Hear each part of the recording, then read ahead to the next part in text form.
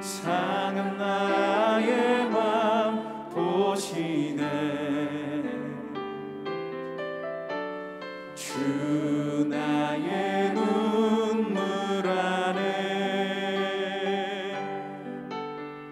홀로 울던 맘 아시네.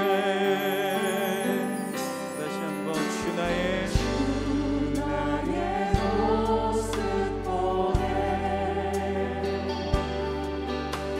상한 나의 맘 보시네. 주 나의 눈물 안에 홀로 울던 맘 아시네. 세상 소망 다 사라져가고 주의 사랑은 끝이 없으니 살아가는 이 모든 순간이 주 은혜임을 나는 믿네.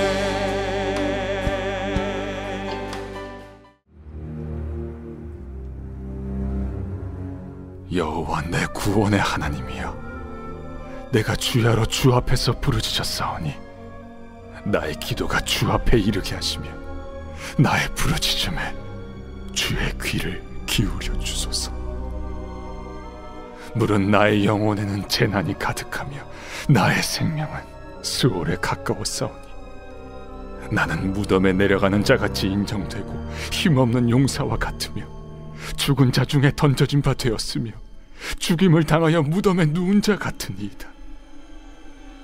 주께서 그들을 다시 기억하지 아니하시니 그들은 주의 손에서 끊어진 자니이다. 주께서 나를 깊은 웅덩이와 어둡고 음침한 곳에 두셨사오며 주의 노가 나를 심히 누르시고 주의 모든 파도가 나를 괴롭게 하셨나이다. 주께서 내가 아는 자를 내게서 멀리 떠나게 하시고 나를 그들에게 가증한 것이 되게 하셨사오니 나는 갇혀서 나갈 수 없게 되었나이다. 곤란으로 말미암아 내 눈이 쇠하였나이다. 여호와여, 내가 매일 주를 부르며 주를 향하여 나의 두 손을 들었나이다. 주께서 죽은 자에게 기이한 일을 보이시겠나이까? 유령들이 일어나 주를 찬송하리이까? 주의 인자하심을 무덤에서, 주의 성실하심을 멸망 중에서 선포할 수 있으리이까? 흑암 중에서 주의 기적과 이즘의 땅에서 주의 공의를 알 수 있으리이까? 여호와여, 오직 내가 주께 부르짖었사오니 아침에 나의 기도가 주의 앞에 이르리이다. 여호와여, 어찌하여 나의 영혼을 버리시며 어찌하여 주의 얼굴을 내게서 숨기시나이까?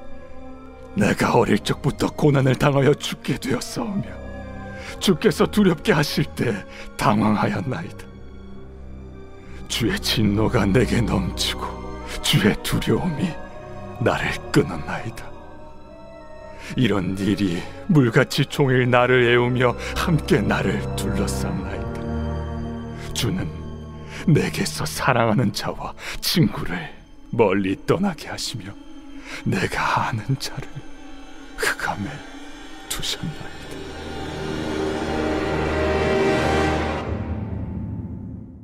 오늘도 하나님의 말씀과 은혜를 사모하며 새벽을 깨우신 더 사랑의 교회 모든 성도님들을 진심으로 환영합니다. 우리를 새롭게 하고 변화시키고 우리 삶에 능력이 되는 하나님의 말씀을 풍성하게 누리고 경험하는 귀한 새벽이 되기를 간절히 소망합니다. 약 5년 전의 일입니다. 제13회 KBS 영상 페스티벌에서 대상을 받은 영상인데요. 제목이 바로 대한민국 고등학생의 가방의 무게를 재어보았다 였습니다. 영상을 찍는 고등학생들이 학교 앞에서 가방 무게를 재면 사탕을 준다고 하며 학생들의 가방의 무게를 측정했습니다. 가장 가벼운 가방은 3kg였고요. 가장 무거운 가방은 몇 킬로였을까요? 무려 15kg이었습니다. 그리고 인터뷰 장면이 계속됩니다. 가방의 무게를 잰 다음 질문을 한 것이죠. 이 부분이 제 마음을 먹먹하게 만들었습니다. 질문은 이것입니다. 책가방 외에도 당신을 무겁게 하는 짐이 있다면 무엇일까요? 라는 질문이었습니다. 그 질문에 대한 대답은 다양했습니다. 학원, 공부, 시험, 나아갈 길이 정해져 있지 않다는 것, 공부를 잘해야 하는 압박감, 대학교 입학 등이 있었습니다. 거기서 한 학생은 갑자기 울음을 터뜨렸습니다. 그 학생의 답변은 부모님의 기대였습니다. 여러분, 고등학생만 이렇게 삶의 무게가 무거울까요? 그렇지 않습니다. 나이가 어리든 나이가 많든 우리에게는 각자 자신의 삶의 무게가 있습니다. 그것을 우리는 두 글자로 고난이라고 합니다. 문제는 이 고난이 하나님을 믿지 않는 사람에게만 찾아올까요? 그렇지 않습니다.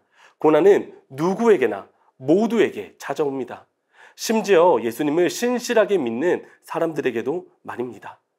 하나님을 믿고 살아가는 저와 여러분에게도 고난은 찾아옵니다. 그러나 하나님을 믿는 사람과 믿지 않는 사람은 고난을 대하는 태도와 자세가 너무나도 다릅니다. 달라야 합니다. 여러분, 하나님의 자녀인 저와 여러분, 우리는 고난을 만났을 때, 고난이 우리에게 찾아왔을 때, 고난을 통과할 때, 고난으로 우리가 너무 지쳤을 때 우리는 어떻게 해야 할까요? 하나님의 자녀는 고난 앞에서 어떻게 해야 할까요? 오늘 본문을 통해서 우리는 그 방법을 찾아볼 수 있습니다. 먼저 우리가 살펴보고 기억해야 할 것은 시편 88편 기자는 이 고난의 상황에 오직 하나님만 구원자가 되신다는 분명한 믿음과 확신과 소망을 가지고 있다는 것입니다. 시편 88편 1절 상반절에 이렇게 기록되어 있습니다. 여호와 내 구원의 하나님이여. 무엇이라고 고백합니까? 여호와 내 구원의 하나님이여. 시인은 자신이 처한 상황에서 오직 하나님만 구원이 되시는 분이심을 가장 먼저 언급합니다. 하나님만이 이 고난의 상황에서 자신을 건져주실 수 있는 유일한 분이심을 고백하는 것이죠. 오직 하나님만이 이 모든 상황을 해결하실 수 있는 분이심을 고백하고 있습니다. 이 모든 상황에, 이 고난의 상황에 다른 어떤 것이 필요한 것이 아니라 오직 하나님이 구원이 되심을, 하나님만 필요함을 시인은 고백하고 있는 것입니다. 여러분, 우리가 고난의 때에 반드시 잊지 말고 기억해야 할 것은 바로 이것입니다. 오직 하나님만이 나의 구원이 되신다는 사실입니다.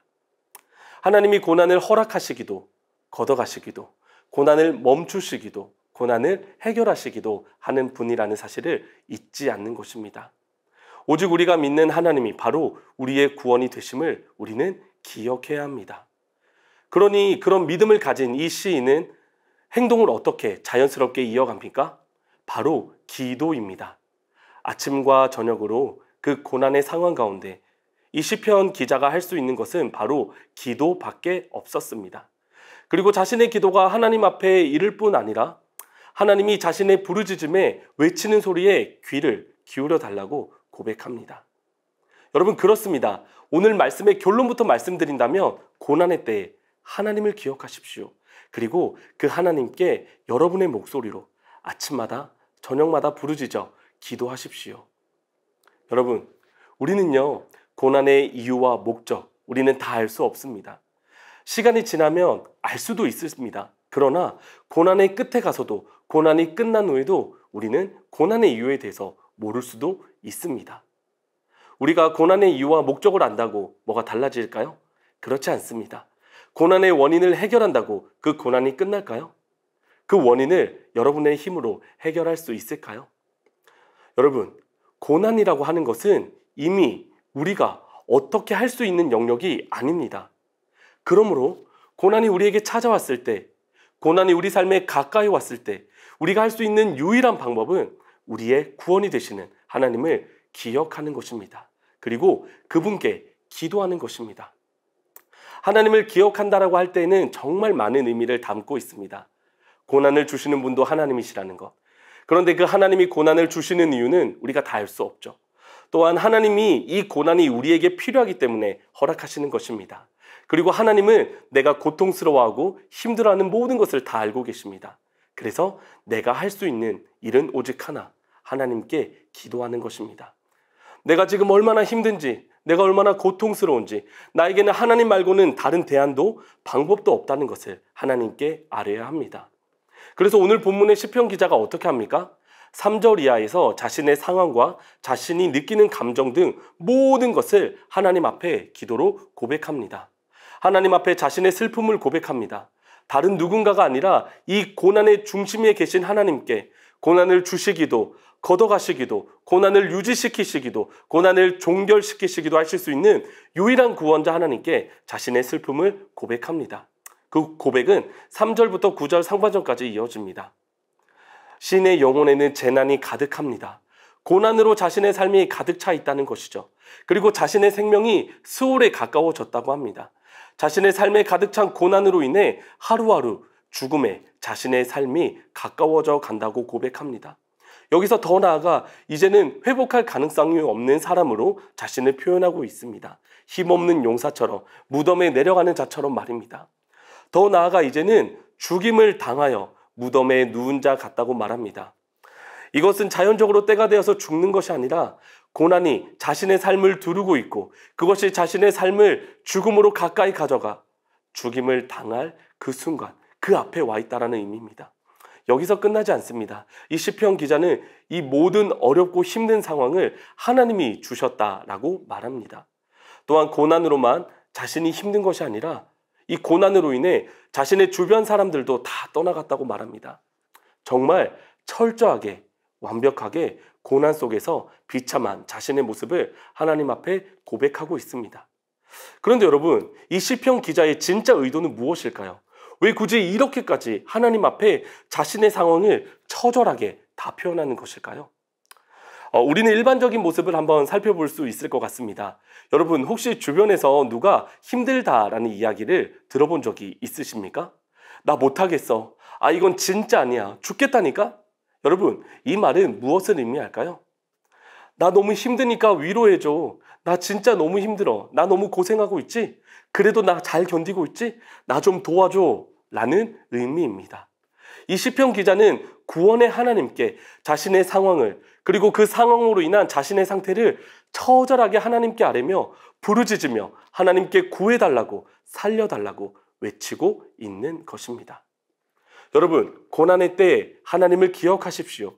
그리고 그 하나님께 기도로 여러분의 모든 상황을 아뢰십시오. 그것이 하나님을 믿는 사람들이 하나님의 자녀가 할 수 있는 유일한 일입니다.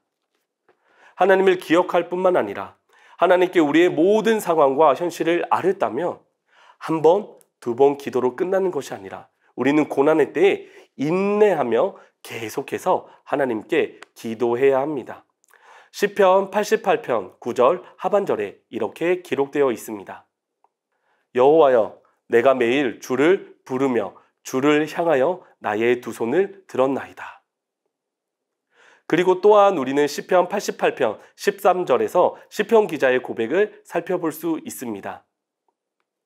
여호와여, 오직 내가 주께 부르짖어 싸우니 아침에 나의 기도가 주의 앞에 이르리이다.